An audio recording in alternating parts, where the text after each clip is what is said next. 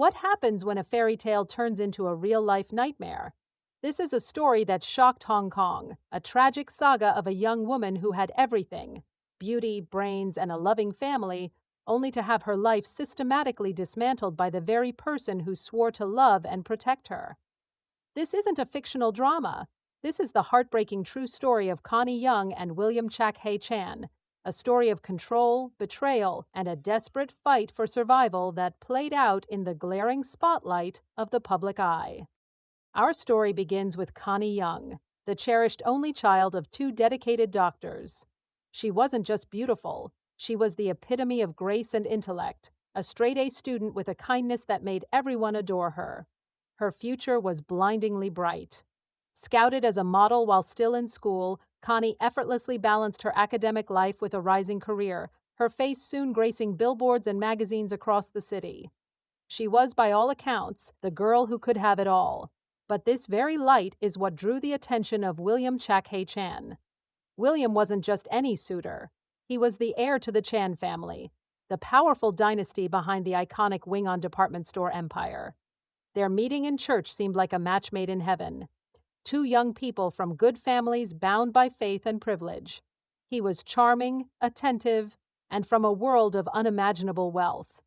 To Connie and those looking in, it was a perfect romance. But behind the scenes, a much darker picture was forming. Connie's father, a man skilled at diagnosing illness, saw a sickness in this relationship that he couldn't yet prove, a controlling possessiveness that began to slowly isolate his vibrant daughter. The first catastrophic fracture in this perfect image occurred during a visit Connie made to William while he was studying at Harvard University. Far from the safety of her family in Hong Kong, the fairy tale facade crumbled into a horrifying reality. In a private apartment, Connie's repeated refusals were violently overruled. For 4 days, she was trapped and assaulted by the man she loved. The confident, bright young woman returned to Hong Kong a shell of her former self, carrying a deep psychological trauma that she buried in silence. Instead of leaving him, a common and tragic psychological response to such trauma took hold.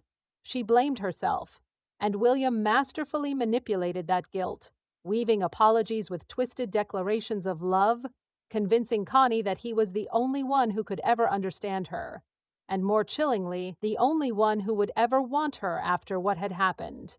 This was the cornerstone of his control, effectively cutting her off from her own sense of reality and making her emotionally dependent on him. This control only intensified over time.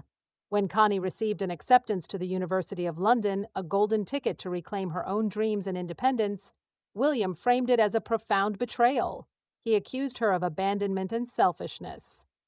Bowing under this pressure, the brilliant student who once dreamed of Oxford gave up her place.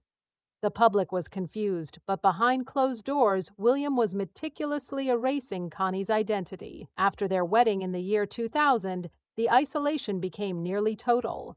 He demanded she quit her modeling career, severing her last connection to a world that celebrated her.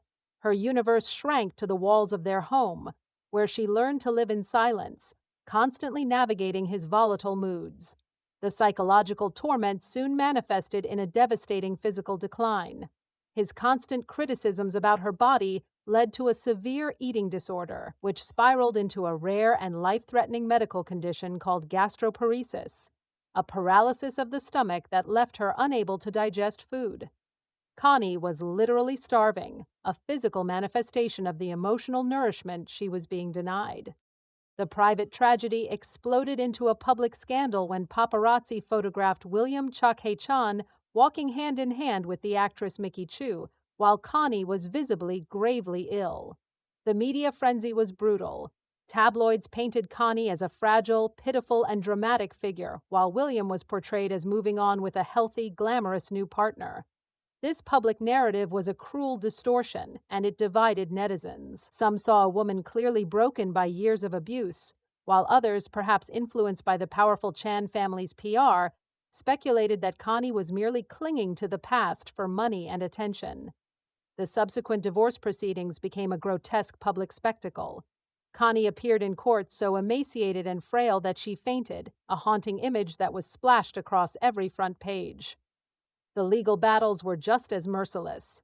William Chak Hai Chan, an heir to one of Hong Kong's great fortunes, argued in court that he was practically penniless, fighting relentlessly to minimize the alimony he would have to pay to his dying wife. The public watched in disbelief as the man who had vowed to cherish her now fought over the pennies that would fund her medical care. In the years after the divorce, Connie's fight for her life continued, but she began to find a new voice online. Through her Weibo account, she started to tell her own story, not with rage, but with a devastating clarity. In a revelation that shifted public opinion profoundly, she disclosed that her father had spent over 11 million Hong Kong dollars of his own life savings on her medical treatments, desperately trying to save his daughter. This was no longer just a story of a failed marriage. It was a story of a family's unconditional love battling against unimaginable cruelty. Connie's narrative slowly evolved from one of pure victimhood to one of hard-won peace. She spoke of forgiving herself, of releasing the weight of the pain, even as she remained tethered to IV lines and feeding tubes, her body weighing a mere 22 kilograms. Her story forced Hong Kong and the world to look beyond the salacious headlines and see the horrifying human cost of psychological abuse and coercive control. Connie Young's legacy is not one of scandal, but of a quiet, devastating strength. It's a sobering reminder that the most brutal cages have no bars, and that survival itself can be the ultimate act of defiance.